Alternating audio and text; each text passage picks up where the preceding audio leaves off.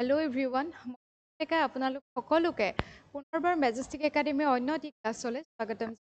আশা কৰিছোঁ ভালে আছে আৰু লগতে কৰি আছে আমি যিহেতুকে ষ্টেটিক জিকেৰ এটা ছিৰিজ ষ্টাৰ্ট কৰিছোঁ সেই তিনিটা ক্লাছ আমি ইয়াৰ কৰিছোঁ আপোনালোকে সেই তিনিটা ক্লাছ চাইছে হোৱা নাই আপোনালোকে গৈ পেলাই আমাৰ প্লে'লিষ্ট বনোৱা হোৱা আছে চ' প্লে'লিষ্টত গ'লে আপোনালোকে ক্লাছ কৰিবলৈ পাৰিব কাৰণ ষ্টেটিক জিকেৰ পৰা আমি যিহেতু বিভিন্ন ধৰণৰ কুৱেশ্যন আমি দেখা পাওঁ সেই সকলোবিলাক টপিকৰ পৰাই যিবোৰ প্ৰবেবল কুৱেশ্যন আৰু তাৰ লগতে ৰিপিটেড কুৱেশ্যন KYQ আপোনালোকৰ কাৰণে সেইটো খুব জৰুৰী হয় গোটেই ক্লাছকেইটা আপোনালোকে এবাৰ এবাৰ চাই থৈ দিব ত' আজি হৈছে আমাৰ ষ্টেটিক জিকেৰ পাৰ্ট 4 তাৰ আগত মই ক'ব বিচাৰিছোঁ আমাৰ যিটো টেলিগ্ৰাম চেনেল ইয়াত আপোনালোকে আৰু ইয়াত হওক বা কাৰেণ্ট এফেয়াৰ্ছো দিনে আপোনাৰ এই জৰিয়তে দিয়া হয় আৰু তাৰ লগতে ক্লাছ ৰিলেটেড আপডেটো ইয়াতে আপোনালোকে পাব আৰু তাৰ লগত ক'ব বিচাৰিছোঁ আমাৰ যিটো হোৱাটছএপ গ্ৰুপ আছে আপোনালোকে ডেছক্ৰিপশ্যনতে পাব সেই লিংক গৈ পেলাই আপোনালোকে আমাৰ হোৱাটছএপ গ্ৰুপ পাৰিব তাত মই সদায় ক্লাছৰ PDFবোৰ সেই হোৱাটছএপৰ গ্ৰুপৰ জৰিয়তে প্ৰভাইড কৰোঁ আৰু যদি আপোনালোকে সেই কাৰণ নতুনকৈ জইন কৰিলে আগৰ PDF নাপাব তেতিয়া আপোনালোকে মোক তাত আকৌ এবাৰ মেছেজ হৈ যাব PDF আকৌ এবাৰ পুনৰ সেই PDFসমূহ আপোনালোকে মই পঠিয়াই দিম চ' ক্লাছটো ষ্টাৰ্ট কৰিছোঁ প্ৰথমটো কুৱেশ্যন আমি এটা হিষ্ট্ৰী ফালৰ পৰা যে অশোক ৱাজ দিছ আমি ডাইনাষ্টি অশোক কোনটো ডাইনাষ্টিৰ গ্ৰেটেষ্ট ৰুলাৰ বুলি কওঁনে নাই ডাইনাষ্টি মৌৰ্য ডাইনাষ্টি বা মৌৰ্য বংশৰ তেওঁ আছিলে গ্ৰেটেষ্ট ৰুলাৰ তেওঁক কোৱা হয় যে greatest ruler of all time কোৱা হয় অশোকা দ্য গ্ৰেট বুলি কোৱা হয় এই অশোকা কোনটো ডাইনাষ্টিৰ পৰা আছিলে যদি আমি চাওঁ মৌৰ্য ডাইনাষ্টি বা মৌৰ্য ডাইনাষ্টিৰ তেওঁ ৩ নম্বৰ গৰাকী শাসক আছিলে ঠিক আছে অশোকা আছিলে মৌৰ্য বংশৰ ৩ নম্বৰ গৰাকী শাসক আছিলে ফাৰ্ষ্ট আমি জানো যে অপশ্যন এলে চালে যে আছিলে চন্দ্ৰগুপ্ত মৌৰ্য আছিলে বা চন্দ্ৰগুপ্ত মৌৰ্য আছিলে মৌৰ্য বংশ বা মৌৰ্য ডাইনাষ্টি আছিলে ফাউণ্ডাৰ আছিলে অৰ্থাৎ প্ৰথম গৰাকী ৰুলাৰ আছিলে আৰু দ্বিতীয় গৰাকী আছিলে বিন্দুচাৰা আৰু এই বিন্দুচাৰাৰে পুত্ৰ আছিলে কোন এই বিন্দুচাৰাৰ পুত্ৰ আছিলে অশোক অৰ্থাৎ ছেকেণ্ড আছিলে বিন্দুচাৰা ৰুলাৰ আৰু থাৰ্ড আছিলে অশোক অশোক আছিলে সেই গোটেই মৌৰ্য এম্পায়াৰৰ এগৰাকী ষ্ট্ৰং বা গ্ৰেটেষ্ট এম্পায়াৰ কোৱা হয় বা গ্ৰেটেষ্ট ৰুলাৰ বুলি তেওঁক কোৱা হয় আৰু তেওঁ আছিলে থাৰ্ড নম্বৰ গৰাকী ৰুলাৰ গতিকে এইখিনি আপোনালোকে মনত ৰাখিব নেক্সট আমাৰ যিটো অপশ্যন চিট দিছে বিম্বিচাৰা ডি দিছে অজাতশত্ৰু এতিয়া আপোনালোকৰ এই বিন্দুচাৰা আৰু বিম্বিচাৰাৰ মাজত হ'ব পাৰে কাৰণ বিম্বিচাৰা কিন্তু তেওঁ এটা বেলেগ এটা ডাইনাষ্টি কোৱা হয় হৰিয়ংকা ডাইনাষ্টি তেওঁক ফাউণ্ডাৰ বুলি কোৱা হয় হৰিয়ংকা ডাইনাষ্টিৰ ফাউণ্ডাৰ হওঁতে বিন্দুচাৰা হ'ব আৰু বিন্দুচাৰা আছিল কি আমাৰ মৌৰ্য বংশৰ দ্বিতীয় গৰাকী ৰুলাৰ আছিলে আৰু বিম্বিচাৰা যোন আছিলে তেওঁ আছিল হৰিয়ংকা ডাইনাষ্টিৰ ফাউণ্ডাৰ আছিলে তাৰপিছত অজাতশত্ৰু আছিলে বিম্বিচাৰাৰ পুত্ৰ আৰু তেওঁ আছিলে হৰিয়ংকা ডাইনাষ্টিৰ গৰাকী ৰুলাৰ গতিকে আপোনালোকে এই ধৰণে অপশ্যনবিলাক এলিমিনেট চেষ্টা কৰি ইয়াতে শুদ্ধ উত্তৰ কি হ'ল এতিয়া option the Indian national calendar based on আমাৰ ভাৰতৰ জাতীয় যিখন কেলেণ্ডাৰ সেই কোনখন হয় ভাৰতৰ যিখন জাতীয় কেলেণ্ডাৰ কোনখন হয় কোনখন জাতীয় কেলেণ্ডাৰ হিচাপত আপোনাৰ লোৱা হৈছে কোনখন বুলি সুধিলে আমি কি কম ইয়াতে যদি চাওঁ গ্ৰেগৰিয়ান কেলেণ্ডাৰ চাকা কেলেণ্ডাৰ বিক্ৰম সম্বত আৰু ভাস্কৰাব্দ দিছে এতিয়া ভাস্কৰাব্দ যদি চাওঁ ভাস্কৰাব্দ কি আছিলে 594 ADৰ পৰা সময়ত আমাৰ অসমৰ হয়নে যিটো ভাস্কৰ বৰ্মন আমাৰ যে কেলেণ্ডাৰত আছিলে অসমীয়া কেলেণ্ডাৰবিলাকতো দেখিব ভাস্কৰ বৰ্মনৰ যেতিয়া জন্ম হৈছিলে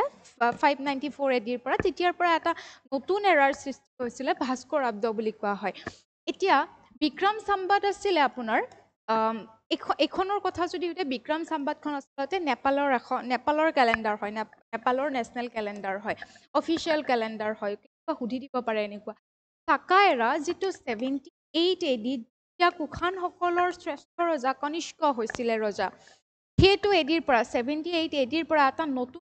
সৃষ্টি হোৱা বুলি ক'ব পাৰি যাক কোৱা হয় চাকা এৰা বুলি আৰু সেই চাকা এৰাকে অফিচিয়েল কেলেণ্ডাৰ হিচাপত ইণ্ডিয়ান গভৰ্ণমেণ্টে কি কৰিছিলে এডপ্ট কৰিছিলে আৰু চাকা এৰা কেতিয়াবা সুধিব পাৰে আপোনালোকক কোন সময়ৰ পৰা ষ্টাৰ্ট হোৱা বুলি ক'ব পাৰি চাকা এৰা কোৱা হয় যে 78 এডিৰ পৰা কোৱা হয় আৰু যিটো চৈত্ৰ মাহ আমি অসমীয়াত যিটো চ'ত মাহ বুলি কওঁ ৰাইট চৈত্ৰ মাহৰ পৰাহে এই চাকা এৰা কি হয় আপোনাৰ মানে কেলেণ্ডাৰখন ষ্টাৰ্ট হয় চৈত্ৰৰ পৰা আমাৰ যেনেকৈ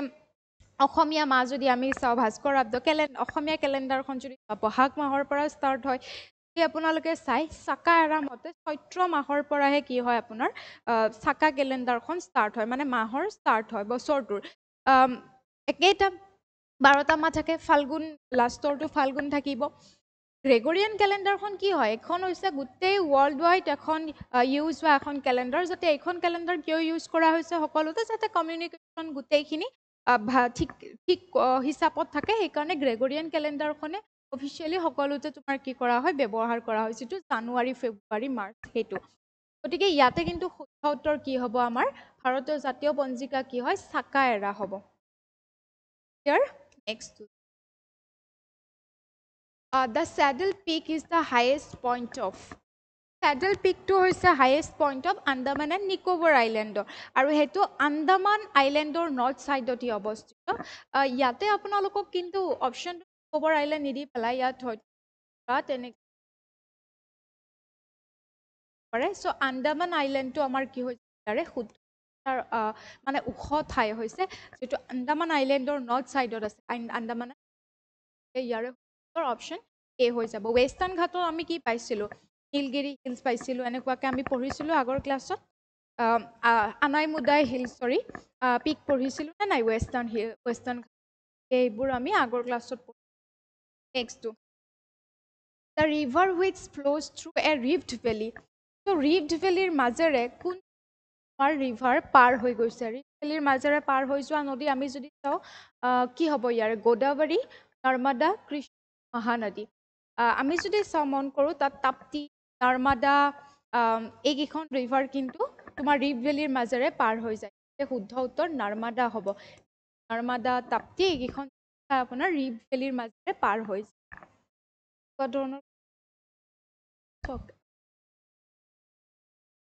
Next to this, which river originates from Amarkantak Plateau? So Amarkantak Plateau পৰা কোন river originate? Amarkantak মালভূমিৰ পৰা কোনখন নদীৰ উৎপত্তি হৈছে? গোদাবৰী, নৰ্মদা, মহানদী, ব্ৰহ্মপুত্ৰ। ইয়াৰ শুদ্ধ উত্তৰ কি হ'ব? গোদাবৰী, নৰ্মদা, মহানদী নে ব্ৰহ্মপুত্ৰ? ইয়াৰে শুদ্ধ উত্তৰ হ'ব আপোনাৰ সেম নৰ্মদা। নৰ্মদা ৰিভাৰৰ আমাৰকান্তক প্লেটুৰ পৰা ইয়াৰ উৎপত্তি হৈছে। ব্ৰহ্মপুত্ৰটোতো আমি জানো টিবেটৰ পৰা আপোনাৰ হিমালয়ৰ যিটো আংশিক গ্লেচিয়াৰৰ পৰা বা চেমাইয়ুংডুং গ্লেচিয়াৰৰ পৰা ইয়াৰ উৎপত্তি হৈছে আমি পাইছোঁ গতিকে ইয়াৰে শুদ্ধ উত্তৰ কি হ'ব নৰ্মদা হ'ব নেক্সটটো the Swadeshi movement began after তো আমাক ইয়াত কি সুধিছে স্বদেশী মুভমেণ্ট কেতিয়া আৰম্ভ হৈছিল মানে কেতিয়াৰ পিছৰ পৰা আৰম্ভ হৈছিলে আমি যদি চাওঁ partition of Bengal Jallianwala Bagh Rowlatt act salt satyagraha ঠিক আছে আমি ইয়াৰে চনকেইটা অকণমান চাওঁ 1905ত কি হৈছিলে পাৰ্টিশ্যন অফ বেংগল হৈছিলে জালিয়ানৱালা বাগ কেতিয়া হৈছিলে 1919ত ৰলেট এক্ট কেতিয়া আহিছিলে 1919 চেম ইয়াৰ সল্ট সত্যাগ্ৰহ কেতিয়া আছিলে 1950 স্যাৰ এতিয়া যদি আমি চাওঁ ইয়াতে পাৰ্টিশ্যন অফ বেংগল কি হ'ব আমাৰ শুদ্ধ হ'ব পাৰ্টিশ্যন অফ বেংগল স্বদেশী মুভমেণ্ট কিয় হৈছিলে পাৰ্টিশ্যন অফ বেংগলৰ পিছত বংগ বিভাজনটো আপোনালোকে শুনিছে 1905 চনত সংঘটিত হোৱা এটা ডাঙৰ ঘটনা বা ইভেণ্ট বুলি ক'ব পাৰি এই বংগ বিভাজনক কোনে কৰিছিলে এতিয়াৰ যদি আমি চাওঁ লৰ্ড কাৰ্জন আছিলে বা লৰ্ড নেথেনিয়েল কাৰ্জন আছিলে সেই সময়ৰ ইণ্ডিয়াৰ ভাইচৰয় আৰু তেওঁৱে কি কৰিছিলে 1905ত এই বংগ বিভাজন বংগ মানে আমি যদি চাওঁ ইণ্ডিয়াৰ এই পৰ্চন মানে এতিয়াৰ সময়ৰ বাংলাদেশ তেতিয়াৰ বাংলাদেশ বিহাৰ উৰিষ্যা ৱেষ্ট বেংগল আসাম এই ডাঙৰ এটা কি আছিলে আপোনাৰ বংগ প্ৰদেশ বুলি কোৱা হৈছিলে বা বেংগল প্ৰভিন্স বুলি কোৱা হৈছিলে এটা বিশাল এৰিয়াক কিন্তু পূৰ্বে তাৰ আগত 1874 1874 এই বিশাল বংগৰ এটা পাৰ্ট অৰ্থাৎ যিখন বৰ্তমান সময়ত আমাৰ অসমক কি কৰিছিলে 1874 নিউ প্ৰভিন্স হিচাপত বা আসাম প্ৰভিন্স হিচাপত কি কৰি দিছিলে এখন বেলেগ প্ৰদেশ হিচাপত গঠন কৰি দিছিলে 1874 বাকী যিখিনি আছিলে বাকী থকা বেংগল প্ৰভিন্সক কৰিছিলে ডিভাইড কৰিছিলে ইন 1905 কিয় কাৰণ এই বেংগল প্ৰভিন্স ভাৰতৰ সেইখিনি সময়ত আটাইতকৈ মানে ডাঙৰ প্ৰভিন্স আছিলে য'ত নেশ্যনেলিজিম আইডিয়াৰ মানে ভাৱধাৰাৰ কি হৈছিলে ৰাইজ হৈছিলে মানুহবিলাকৰ মনত জাতীয়তাবাদী ভাৱধাৰা উদয় হৈছিলে নিজৰ দেশক ভাল পোৱা ভাৱধাৰা উদয় হৈছিলে আৰু সেই বস্তুটোকে ডিভাইড কৰিবৰ কাৰণে কি কৰিছিলে ব্ৰিটিছাৰসকলে ভাবিছিলে এনেকৈ যদি ইয়াৰে মানুহৰ মাজত ঐক্যতা গঢ়ি উঠে নেশ্যনেলিজিম যদি ভাৱধাৰা আহি যায় তেতিয়াহ'লে হয়তো আমি ইয়াৰ পৰা যাব লাগিব বা তেনেকুৱা ধৰণৰ কথা হ'ব পাৰে গতিকে লৰ্ড কাৰ্জনে এই মানুহখিনিৰ ইউনিটি ভাঙিবৰ কাৰণে বা যিয়ে নোকোৱা কিয় ভাঙিবৰ কাৰণে বংগক দুটা ভাগত ভাগ কৰি দিছিলে আৰু এইফালৰ যিটো ইষ্টাৰ্ণ পাৰ্টত আছিলে বাংলাদেশ আছিলে বৰ্তমান সময়ৰ মানে বাংলাদেশ আৰু এইখিনি জেগাক কি কৰিলে অসমখনৰ লগত একেলগ কৰি পেলাই নিউ নাম দিছিলে ইষ্টাৰ্ণ বেংগল এণ্ড আছাম বুলি আৰু এইফালৰখিনি বেংগল এনেকুৱা এটা কি কৰিছিলে তেওঁলোকে কাম এটা কৰিছিলে যিটোক আমি ইতিহাসত বেংগল পাৰ্টিশ্যন বুলি জানো নামটো মনত কোন আছিলে লৰ্ড নেথেনিয়েল কাৰ্জন আছিলে 1905 হৈছিলে এই বস্তুটোক এই ঘটনাটোক কেন্দ্ৰ কৰিয়ে কি হৈছিলে আমাৰ 1905 ছেম ইয়াৰতে কি হৈছিলে স্বদেশী মুভমেণ্টৰ আৰম্ভণি হৈছিলে য'ত বিভিন্ন ধৰণৰ আমাৰ জাতীয়তাবাদী নেতা আমি যদি চাওঁ গংগাধৰ তিলক লালা লাজপত ৰায় তাৰপিছত অৰবিন্দ ঘোষ ৰবীন্দ্ৰনাথ টেগৰ এনেকুৱা বিভিন্ন ধৰণৰ ব্যক্তিয়ে কি কৰিছিলে এই মুভমেণ্টটোৰ মানে আগ লৈছিলে বা এই তোমাৰ যিটো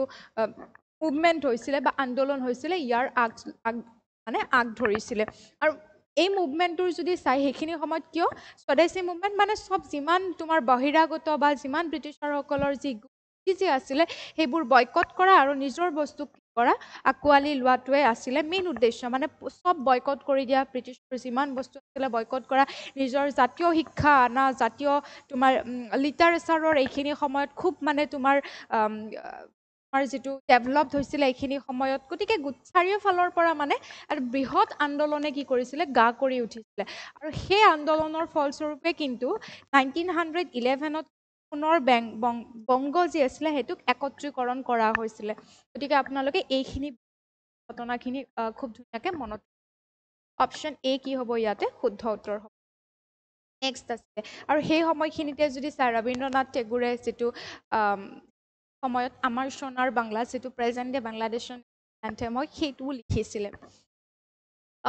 the 42nd amendment act is also' called so' আমাৰ যিখন 42 সংখ্যক যিখন সংশোধনী আইন আছে সেই আইনখনক কি বুলি কোৱা হয় মিনি কনষ্টিটিউশ্যন সৰু কনষ্টিটিউশ্যন ফাণ্ডামেণ্টেল ল মৌলিক আইন বুলি কোৱা হৈছিলে বেচিক ষ্ট্ৰাকচাৰ বুলি কৈছিলে মৌলিক গাঁথনিক ফেডাৰেল এমেণ্ডমেণ্ট বুলি কৈছিলে যুক্তৰাষ্ট্ৰীয় সংশোধনী কোনটো হ'ব নিচিনা আমি সদায় শুনি আহিছোঁ 42nd এমেণ্ডমেণ্টক মিনি কনষ্টিটিউশ্যন বুলি কয় কিয় মিনি কনষ্টিটিউশ্যন বুলি কোৱা হয় এই 42nd এমেণ্ডমেণ্ট কিয় মিনি কনষ্টিটিউশ্যন কোৱা হয় কাৰণ এইখন এমেণ্ডমেণ্টৰ জৰিয়তে ইমানখিনি বৃহৎ সংখ্যক প্ৰভিজন কি হৈছিলে চেঞ্জ হৈছিলে কিছুমান বস্তু এড কৰিছিলে কিছুমান ৰিমুভ কৰিছিলে কিছুমান বস্তু সাল সলনি কৰা হৈছিলে এইখন এমেণ্ডমেণ্ট এক্টৰ জৰিয়তে আৰু সেইকাৰণে এইখনক এখন সৰু সংবিধানৰ নিচিনা বুলিয়ে কৈছে যে ইমান মানে এখন ডাঙৰ পৃষ্ঠাৰ মানে এখন এমেণ্ডমেণ্ট এক্ট আছিলে য'ত বিভিন্ন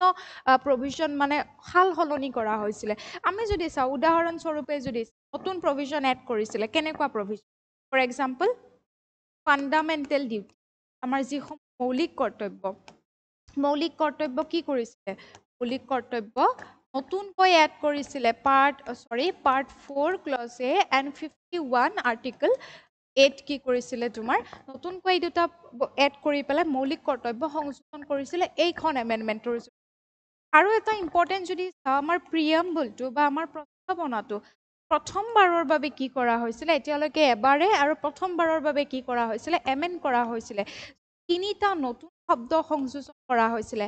কি আছিলে ছেকুলাৰ ছ'চিয়েলিষ্ট আৰু এটা হৈছে আপোনাৰ ইণ্টিগ্ৰিটি অৰ্থাৎ ধৰ্মনিৰপেক্ষ সমাজবাদ আৰু অখণ্ডতা এই তিনিটা শব্দ নতুনকৈ প্ৰিয়াম্বল বা প্ৰস্তাৱনাত এড কৰা হৈছিলে এনেকুৱা বিভিন্ন ধৰণৰ বস্তুৰ লগত সাল সলনি ঘটোৱা হৈছিলে এইখন এমেণ্ডমেণ্ট এক্টৰ জৰিয়তে ইন 1970 এইখনক সেইকাৰণে মিনি কনষ্টিটিউশ্যন কোৱা হয় থাকিব অপশ্যন এটো কি হ'ব আমাৰ শুদ্ধ উত্তৰ Now, next question. The Indian peace symbol was designed by 2010 চনত এই চিম্বলটো ইণ্ডিয়ান গভৰ্ণমেণ্টে এডপ্ট কৰিছিলে অফিচিয়েলি লৈছিলে আৰু যিটো তোমাৰ কোনে ডিজাইন কৰা বুলি ক'লে উদয় কুমাৰ হ'ব নেক্সটটো India's first biosphere reserve was ভাৰতৰ প্ৰথমখন বায়োস্ফিয়াৰ ৰিজাৰ্ভ কি হয় জৈৱমণ্ডল সংৰক্ষিত বনাঞ্চল কোনখন হয় সেইখন হৈছে আপোনাৰ নীলগিৰি অপশ্যন এ শুদ্ধ নীলগিৰি ওৱানত আছিলে নান্দা দেৱী আছিলে ফ'ৰত আছিলে গাফ অফ মান্নাৰ আৰু ফাইভত আছিলে সুন্দৰবন ঠিক আছে এইকেইটা মানে ইমান মই চিৰিয়েলি দি প্ৰথম আছিলে 1980 আৰু এইখনক প্ৰথমবাৰৰ বাবে মানে প্ৰথমখন জৈৱমণ্ডল সংৰক্ষিত বনাঞ্চল ক'ব পাৰি ভাৰতৰ এতিয়া অসমৰ আপোনালোকে কওকচোন অসমত কেইখন জৈৱমণ্ডল সংৰক্ষিত বনাঞ্চল আছে ক'ব পাৰিবনে দুখন আছে এখন হৈছে কি আছিলে এখন হৈছে মানস আৰু এখন হৈছে চৈখোৱা ঠিক আছে এখন হৈছে মানস আৰু এখন হৈছে ডিব্ৰু চৈখোৱা এই দুখন হৈছে আমাৰ অসমৰ বায়োস্ফিয়াৰ ৰিজাৰ্ভ কেতিয়াবা সুধিব পাৰে অসমৰ একমাত্ৰ এনেকুৱাকেও দিব পাৰে তলৰ কোনখন অসমৰ বায়োস্ফিয়াৰ ৰিজাৰ্ভ এই বুলিও দিব পাৰে এনেকেও দিব পাৰে যে তলৰ কোনখন নহয়তো নিদিয়া কাৰণ দুখনে আছে যিহেতু অপশ্যন কেইটা দিবলৈ অসুবিধা হ'ব গতিকে হয় কোনখনে সুধিব পাৰে মানস এণ্ড ডিব্ৰু ঠিক আছে next The iron pillar near Qutub was built by. So Qutub Minarer ওচৰত আইৰণ পিলাৰ বা লৌহ স্তম্ভ আছিলে সেইটো কোনে বনাইছিলে অপশ্যন দিছে স্কন্দগুপ্তা অশোকা হৰ্ষবৰ্ধন আৰু শুদ্ধ উত্তৰ হ'ব চন্দ্ৰগুপ্ত 2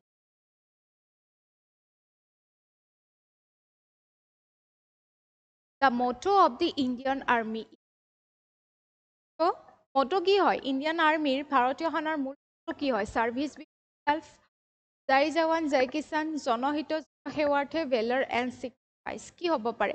ইয়াতে আমি দুটা অপশ্যন যদি মন কৰোঁ অপশ্যন বি এণ্ড চি জয় জৱান জয় কিষাণ সময়ত কোনে দিছিলে আমাৰ দেশৰ ছেকেণ্ডগৰাকী প্ৰাইম মিনিষ্টাৰ অৰ্থাৎ লাল বাহাদুৰ শাস্ত্ৰীয়ে এই শ্লোগানটো দিছিলে সেই সময়খিনিত আমাৰ এনেকুৱা হৈছিলে এটাতো ক্ৰাইচিছে দেখা দিছিলে খেতি বাতি ভাল হোৱা নাছিলে সেই সময়খিনিত খুব মানে খৰাং হৈ গৈছিলে তাৰপিছত যদি চাই আপোনাৰ সেই সময়খিনিত ইণ্ডোপাক ৱাৰো হৈছিলে গতিকে সেই সময়ছোৱাতে কি কৰিছিলে লাল বাহাদুৰ শাস্ত্ৰীয়ে এই শ্লোগানটো কেতিয়াবা সুধিব পাৰে দিছিলে বুলি লাল বাহাদুৰ শাস্ত্ৰীয়ে দিছিলে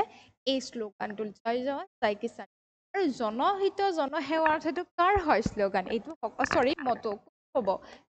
কোনে ক'ব পাৰিব এইটো সকলোৱে জানে এইটো আছাম পুলিচ হয়নে নাই আছাম পুলিচ ইয়াতে দুটা থাকিল অপশ্যন সাৰ্ভিস ঠিক আছে নেক্সট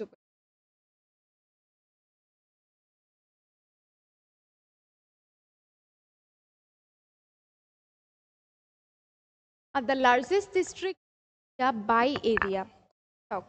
আমাক সুধিছে কি ইয়াতে কোৱেশ্চনটো সদায় মনত ৰাখিব পিছৰ কি সুধিছে বাই এৰিয়া সুধিছে বাই পপুলেশ্যন সুধিছে কি ক'ব বিচাৰিছে আমাক সুধিছে ইয়াত বাই এৰিয়া মাহে কচ্ছ বাৰ্মাৰ এণ্ড থানে এটা বস্তু জানে যি মহাৰাষ্ট্ৰত আছে সেইখন এজ পাৰ 2011 চেঞ্চাছ বাই পপুলেশ্যন আমাৰ কি হৈ যায় বাই পপুলেশ্যন বা আমাৰ জনসংখ্যাৰ ভিত্তিত থানেখন লাৰ্জেষ্ট হৈ যায় মাহেখন আমি জানো মাহে যোনখন ডিষ্ট্ৰিক্ট আছে আমাৰ ইউনিয়ন টেৰিটৰী আছে এই মাহে ডিষ্ট্ৰিক্টখন কিন্তু স্মলেষ্ট হয় বাই এৰিয়াৰ ক্ষেত্ৰত মানে স্মলেষ্ট হয় ইয়াতে অপশ্যন থাকিল বাৰ্মাৰ এণ্ড কচ্ছ ইয়াতে শুদ্ধ উত্তৰ অপশ্যন বি হৈ যাব কচ্ছ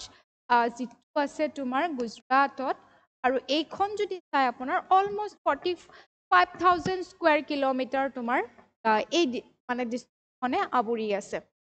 গতিকে বিটো কি হ'ব আমাৰ শুদ্ধ উত্তৰ নেক্সট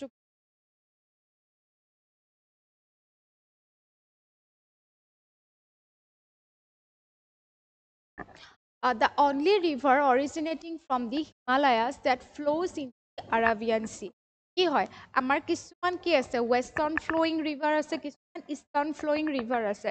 এতিয়া আমি মন কৰিম হিমালয়ৰ পৰা কোন তিনিখন বা কোন কেইখন ৰিভাৰ অৰিজিনেট হৈছে আমি যদি চাওঁ মেইন যিটো আমাৰ ৰিভাৰ ছিষ্টেমত আমি মেইন ৰিভাৰ তিনিখন পাওঁ কি আছিলে এখন ইণ্ডাছ মানে মেইন এইফালে মধ্য জেগাত কি আছিলে গংগা আৰু এইফালে কি হয় ব্ৰহ্মপুত্ৰ এতিয়া যদি চাই ব্ৰহ্মপুত্ৰ গংগা এণ্ড ইণ্ডাছ এই তিনিটা মেইন ৰিভাৰ ক'ৰ পৰা আহিছে হিমালয়ৰ পৰা কি হৈছে তাৰ উৎপত্তি হৈছে আৰু গংগাৰ যদি আমি মানে ট্ৰিবিউট চাওঁ যমুনাৰো কি হৈছে ইয়াৰ পৰাই তোমাৰ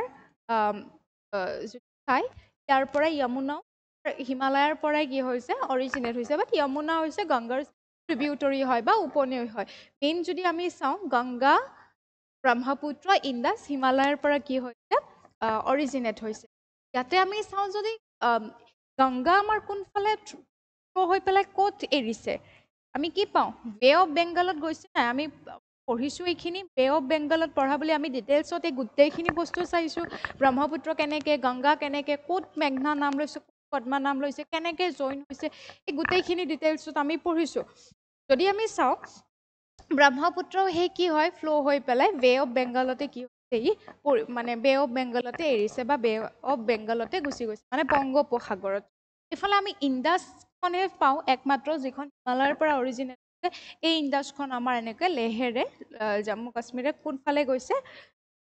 পাকিস্তানৰে এনেকৈ পাৰ হৈ পেলাই আৰাবিয়ান চি হৈছে এৰিছে আৰাবিয়ান চি কৰিছে এৰিছে গতিকে ইণ্ডাছ ৰিভাৰটো হ'ব ইয়াত কি হ'ব আমাৰ উত্তৰ ঠিক আছে গংগাটো আমি ফালে bay of Bengal question the Gir National Park is famous for কিহৰ বাবে ফেমাছ এইটো এটা PYQ হয় ৰিপিটেড কুৱেশ্যন হয় আৰু এই গিৰ নেশ্যনেল পাৰ্কখন এইখন গুজৰাটত আছে এইখন তোমাৰ কিহৰ বাবে লায়ন এছিয়াটিক লায়নৰ বাবে বিখ্যাত হয় তেনেকৈ মই আগৰ ক্লাছত সুধিছোঁ নহয় সুন্দৰবনত কাৰ হোমলেণ্ড বুলি কোৱা হয় এই ধৰণৰ দিয়া গৈছিল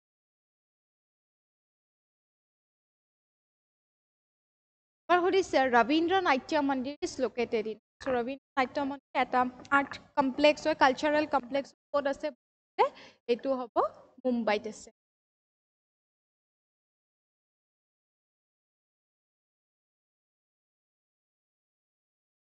ৰুক্মিণী দেৱী আৰুণগাল ৱাজ ফেমাছ ফৰ এইটো কুৱেশ্যন মই এইকাৰণে দিছোঁ কাৰণ এই কুৱেশ্যন ওপৰত আপোনালোক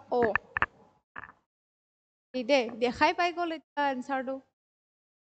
কৈ নাপালোঁ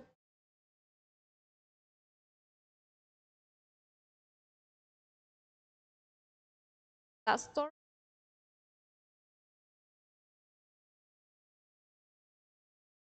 এক ছেকেণ্ড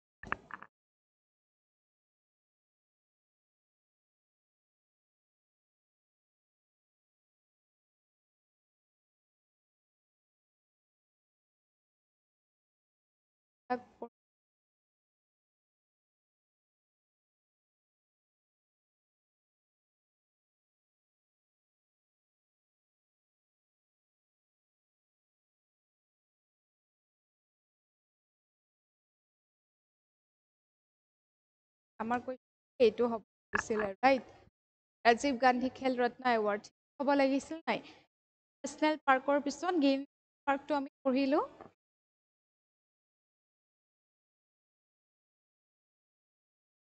এইটো নপঢ়াকৈ গুচি যোৱা হ'ল ন এইটো আমি চাওঁ এতিয়া ৰাজীৱ গান্ধী এনেকুৱাকৈ আমি এইখিনি পঢ়ি থৈ দিওঁ অকণমান কিবা এটা প্ৰব্লেম হ'ল চাব ৰাজীৱ গান্ধী খেল ৰত্ন এৱাৰ্ড এতিয়া কি নামেৰে জনা আমি জানো যে ৰাজীৱ গান্ধী খেল ৰত্ন এৱাৰ্ড এটা বস্তু জানো যে হায়েষ্ট স্পৰ্টিং তোমাৰ এৱাৰ্ড হয় হায়েষ্ট বা খেলৰ ক্ষেত্ৰত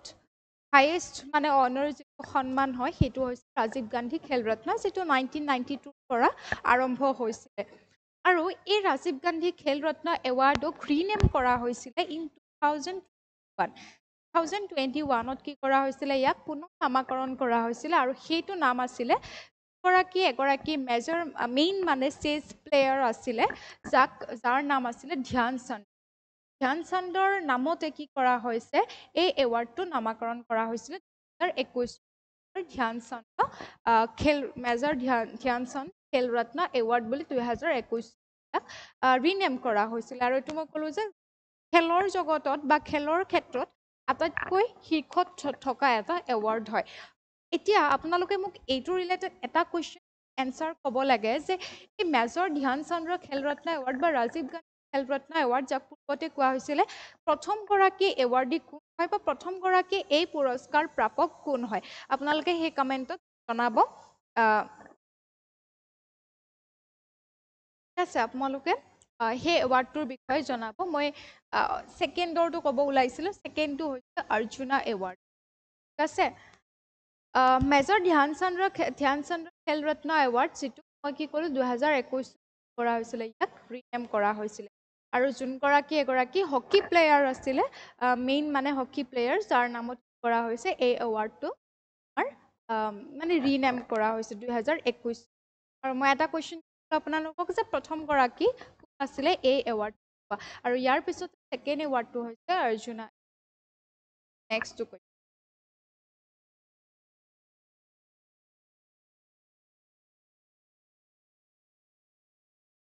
এইটোতো মই ক'লোৱেই মাত্ৰ ৰবীন্দ্ৰ নাট্য মঞ্চত ক'ত অৱস্থিত এইমাত্ৰ পোৱা গ'ল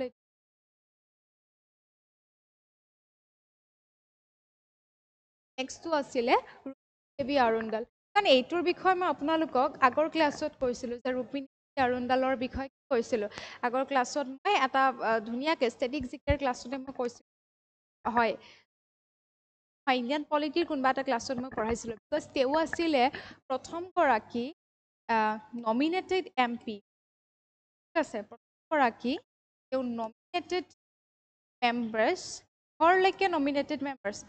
ৰাজ্যসভা কেতিয়াবা সুধিব পাৰে প্ৰথমগৰাকী ফিমেল আমাৰ ৰাজ্য এইটো মই আগৰ ক্লাছত বুজাইছোঁ তথাপিতো আৰু এবাৰ কৈ দিছোঁ গৰাকী ফিমেল নমিনেটেড মেম্বাৰ ক'লৈকে ৰাজ্যসভালৈকে কোন আছিলে ৰুক্মিণী দেৱী অৰুণ্ডাল আছিল কিহৰ লগত জড়িত এইটো ভালকৈ বুজাইছিলোঁ ভাৰত নাট্যম আছিলে সেইটো আপোনালোকৰ মনত নাই সেইটো এই কুৱেশ্যন এতিয়া নেক্সটটো কুৱেশ্যন এই ধৰণৰ কুৱেশ্যনো আমাক সোধে নহয় আমাৰ ওচৰে পাজৰে যিকেইখন ৰাষ্ট্ৰ আছে যিকেইখন আমাৰ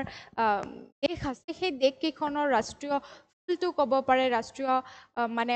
এনথেমটোৰ বিষয়ে সোধে তাৰপিছত সোধে ইয়াৰ এনিমেল কি এই ধৰণৰ কুৱেশ্যন কিন্তু সোধে ইয়াতে আমি এটা পঢ়ি ল'ম যে নেশ্যনেল এনিমেল অফ ভূটান সেইটো হ'ব আপোনাৰ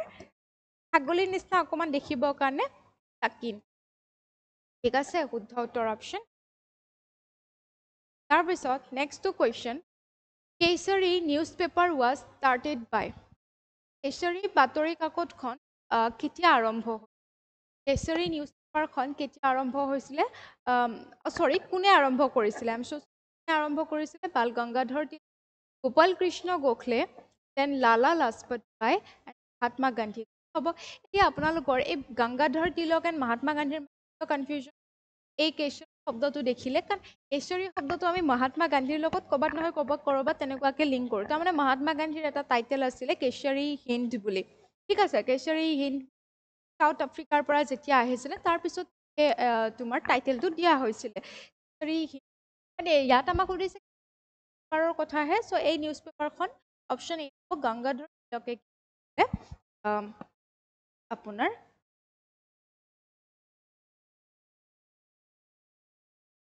মতে ষ্টাৰ্ট কৰিছে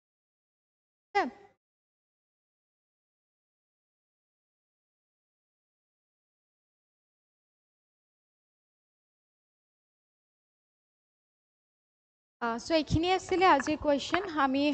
পৰৱৰ্তী সময়ত আৰু বহুতখিনি কুৱেশ্যন চেষ্টা কৰিম আৰু বহুতখিনি ইম্পৰ্টেণ্ট এনেকুৱা ষ্টেটিক পাৰ্টৰ পৰা আহিব সেইখিনি আৰু তাৰ লগতে আপোনালোকে নিজৰ ফালৰ পৰা অধ্যয়ন কৰি থাকিব কাৰণ আমি কনচেপ্ট ক্লিয়াৰ কৰাটো খুব যিহেতু মই কনচেপ্টখিনি কৰাই আছোঁ কনচেপ্ট হোৱাৰ পিছত নোপোৱাকৈ ইউটিউবত মই MCQ আনিবলৈ চেষ্টা কৰোঁ। কনচেপ্ট আমি প্ৰথম লাগিব আপোনালোকে ঘৰত ভাল ধৰণে পলিটি হওক, জিঅ'গ্ৰাফী, আৰ্ট এণ্ড কালচাৰ হওক, সেইখিনি আৰু তাৰপিছতে আপোনালোকে MCQ এই ধৰণে প্ৰেক্টিচ কৰিব। কাৰণ আপোনালোকে জানেই এতিয়া কুৱেশ্যন